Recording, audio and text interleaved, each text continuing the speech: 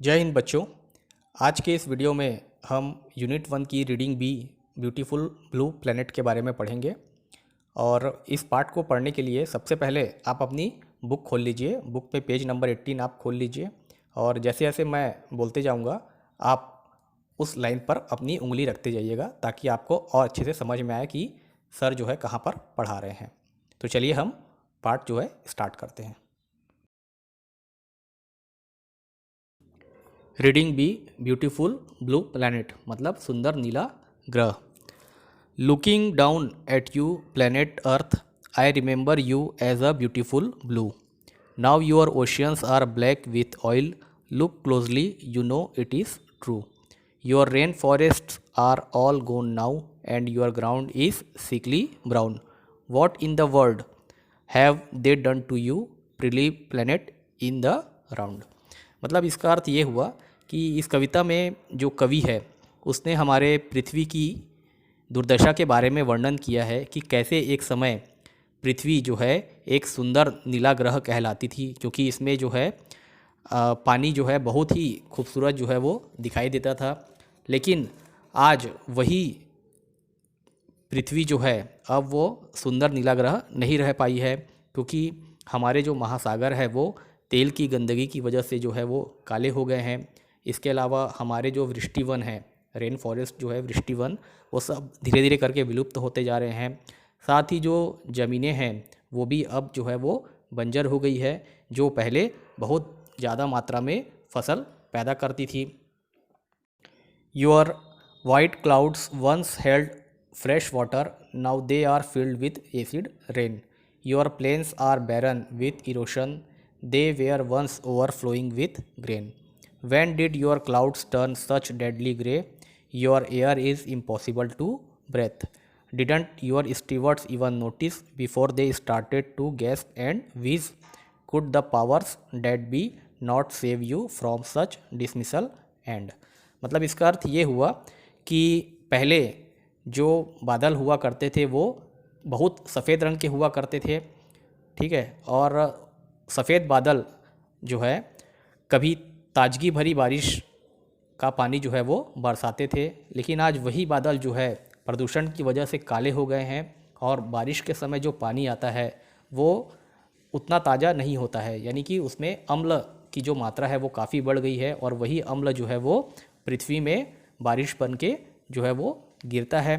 और उसकी वजह से जो ज़मीनें हैं, पहले फसलें उसमें लहलाती थी, बहुत ज़्यादा मात्रा में फसल हुआ करती थी, लेकिन एसिड रेन की वजह से यानी अम्ल वर्षा की वजह से वो ज़मीनें जो है अब वो पूरी तरीके से बंजर होते जा रही है। इसके अलावा वायु में सांस लेना भी अब लगभग असंभव जैसा ही हो गया है। आप लोग देखते होंगे घर से बाहर निकलते हैं तो आप हेलमेट पहनते हैं या आप मास्क लगाते हैं। क्यों लगाते हैं? क्योंकि जो प्रदूषण जो है आपके अंदर न जा पाए। इसके अलावा न तो उतनी अच्छी अब खेती होती है, न ही उतनी अच्छी अब फसल उगती है, और पहले जो फसलों का पर्याप्त भंडार हुआ करता था वह अब भंडार नहीं होता है।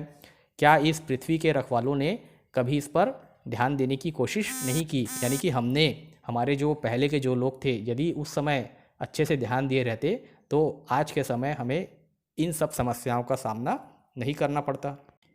You were so right in killing them off, now you can begin again. Will your next caretakers be smarter and take better care of you. I pray they learn to be protectors, we miss your beautiful blue.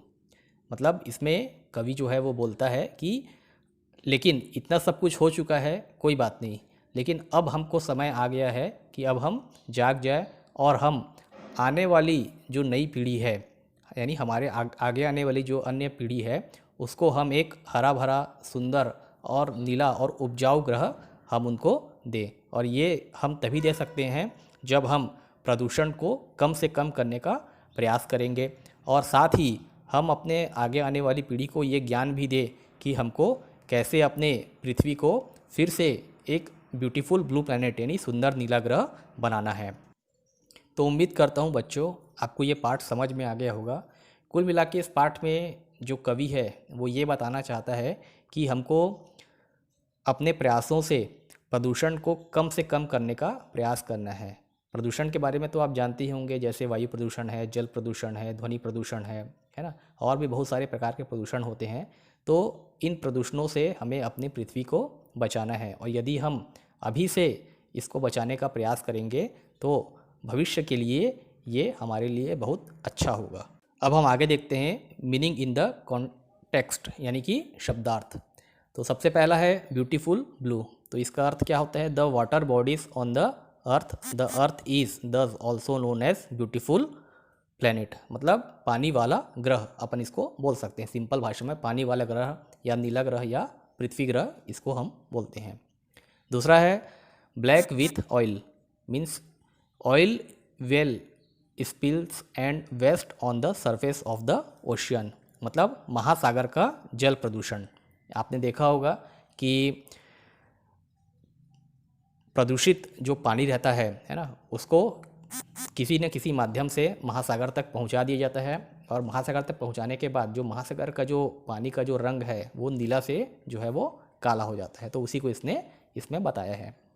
अगला है rainforests, मतलब forest that get a lot of rain and have tall and dense trees. मतलब है, इसका अर्थ होता है वृष्टिवन, यानी कि ऐसा क्षेत्र जहाँ पर बहुत अधिक मात्रा में जो है बरसात होती है, और वहाँ के जो वृक्ष हैं बहुत लंबे लंबे, और बहुत जो जंगल है काफ़ी घना होता है। अगला है सिकली ब्राउन। इसका अर्थ है कि land that looks brown and dull because there are no plants. मतलब ऐसा मैदान है ना, जो पहले जो है बहुत हरा भरा हुआ करता था, लेकिन अब जो है बहुत भुरभुरा हो गया है, भूरे रंग का हो गया है, और वहाँ पर एक भी पेड़ पौधे नहीं हैं। अगला है डेथली ग्रे। इसका अर्थ होता है the clouds turn heavy and black due to pollution in the air. मतलब इसमें यह बताया गया है कि जो क्लाउड यानी कि जो हमारे बादल थे पहले सफ़ेद हुआ करते थे, लेकिन प्रदूषण की वजह से, यानी धुआं जो है उड़ करके आसमान में चले जाता है और बादलों में जा कर के बैठ जाता है, तो जो बादलों का जो रंग है वो सफ़ेद से क्या हो गया है अब ग्रे, यानी कि हल्का मटमैला टाइप का हो गया है। अगला है स्टीवर्ड्स, मतलब है persons who take care of people और हाउस होल्ड। मतलब इसका अर्थ अपन सिंपल भाषा में देख लेंगे कि रखवाली करने वाला या देखभाल करने वाला। अगला है गैस पेंड वीज। इसका अर्थ है opening mouth to take in air breath with difficulty.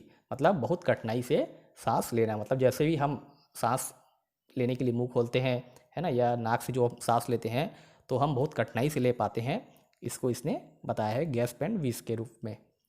अगला है powers that be the protecting powers of the saviours, यानी कि सुरक्षा करने वाले की बचाव शक्ति। अगला है डिसमिसल एंड। इसका अर्थ होगा ड्रेडफुल या अनप्लीजेंट रिजल्ट। इसका अर्थ ये हुआ कि अप्रिय परिणाम, या फिर हम इसको दूसरे शब्दों में खराब परिणाम भी बोल सकते हैं। तो उम्मीद करता हूँ बच्चों आपको ये मेरा वीडियो पसंद आया होगा। धन्यवाद। जय हिंद।